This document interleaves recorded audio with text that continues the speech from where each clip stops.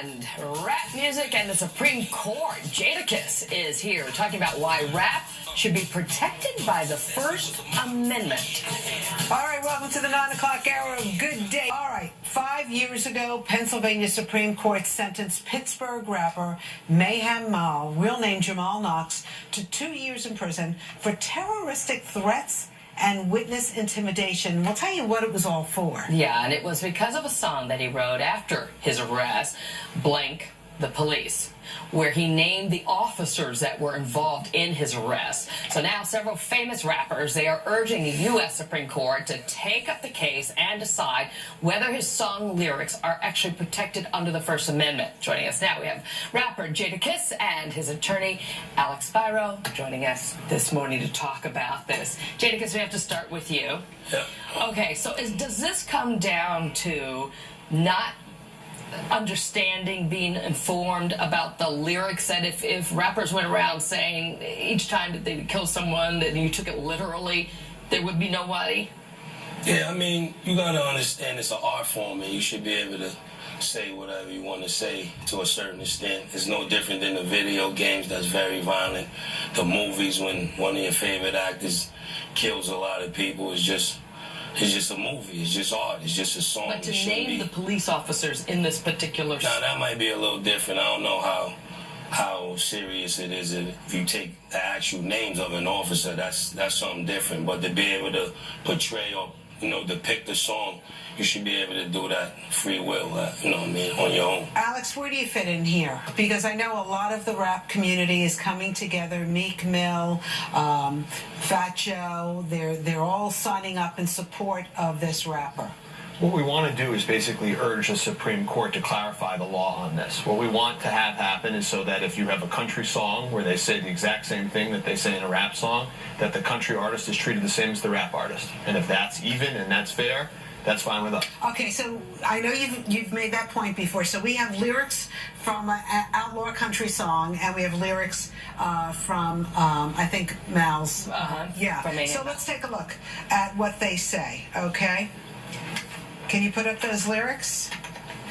The first verse is for the officer, and he names the officer, and all you Fed force.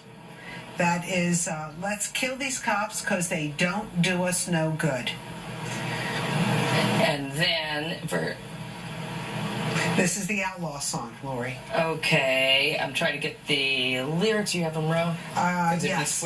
It says, I don't have those lyrics. I can't read them. Let me get close to the TV. Hold on. All right. Outlaw community music is given much more poetic license than gangster rap, and I listen to both. I can tell you that the lyrics are dark and brutal when Johnny Cash describes shooting a man in Reno just to watch him die.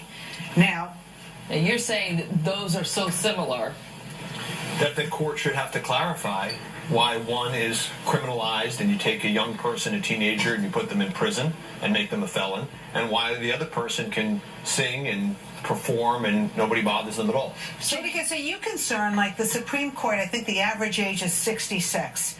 How are you going to help them understand some of the lyrics, and that you say rap is poetry? Yeah, I mean, print it out. Same way. You could print out a rap song, you could print out a country song. When you print them out and, actually get them on paper, some of the slang or some of the language is easier to understand, and you'll see it is really no different. He was originally, though, arrested in 2012, right? And the offense was that 15 bags of heroin, cash, and a loaded gun. It was just compounded, correct, by the track coming out right after Blank the Police and the lyrics. That made the situation worse. Yeah, this isn't about defending Mr. Knox per se, and this isn't about anything and everything that he's ever done. More general. But this is about making a point that we need the law clarified in this area, that just because someone says they feel threatened on a given day doesn't mean necessarily that a felony offense and prison time should follow. There should be an objective standard so that we treat everybody fairly. So do you think rap music is infected by racism? I think everything's affected by racism. I know a lot of kids want to be basketball players. They want to be rappers, and if this thing right here isn't taken care of, that's another platform for the youth that's, that won't be there. So is there a responsibility then that rappers and the hip-hop artists should have in taking into account that words do matter? And even if we shouldn't be taking it literally, some of the lyrics, they do matter. And they're influential on a day-to-day basis. Definitely. But the old saying, sticks and stones may break my bones, but words are never heard. And that's real to an extent, Rap music's the only genre of music that they break down. East Coast rap, West Coast. They don't do that with country. They don't do that with R&B. They don't do that with pop. They don't do that with nothing else. So you got to be mindful. I think, though, when you threaten the police and specifically threaten certain police officers, that might make you a target for some kind of retribution from law enforcement, no? Well, that's whether it makes you a target or not, it may allow you to express yourselves and take away stress and deal with the issues you find in your community. And again, if the law is clarified on this issue, and if an objective, reasonable standard is used, and then a person could very well be convicted. No one is saying that you can't ever be convicted for what you say. It's just that you should be convicted based on a fair legal standard. So is there a timeline in place of getting Supreme Court to hear it? Have you heard any kind of... We expect to hear in the short term, in the next few weeks, month, about whether or not the Supreme Court will take the case and clarify this issue. So, Alex, are you kind of spearheading this? Well, I don't know about that, but I certainly helped with the brief and helped bring some people together. So who's going to go up and argue before the notorious RBG? Jada and I will figure it out. Yeah, we'll figure that one out. Ruth Bader Ginsburg, she's, no slouch. You got to have your act together when you go in front. Definitely. I heard though there's some kind of movement to kind of teach the Supreme Court justice about the poetry of rap music, because you're concerned that some of them are older and don't understand it. Well, are you part of that movement? Yes, we spent a lot of time in the brief talking about how this was a creation in the South Bronx, about how it was a form of poetry, about how a bunch of young kids started to come together and use productive energy and build themselves a future or try to get out of a poor environment, and how it's inspired other people, how just even in recent years you've seen a lot of people in this country know who Alexander Hamilton is who wouldn't know who Alexander Hamilton was. And so there is a lot of productivity and positive thinking that comes from this, and it's not just about isolating a few lyrics and criminalizing what's free speech. Have you ever seen a precedent for this before with the Supreme Court, where they've had to deal with something that's been similar? The Supreme Court for generations has dealt with free speech and what crosses the line. There's a division in the lower courts about whether or not speech can just be subjectively intimidating or whether it has to be an objective standard. And so what we want the court to do is create an objective standard so that everybody's treated the same way. So do you know Jamal Knox at all? No. I don't know him personally. That's the rapper that's in jail right now. Yes. So, and no, you've had no interaction with him at all, gone to see him at... So this case really is not about him, It's about principle.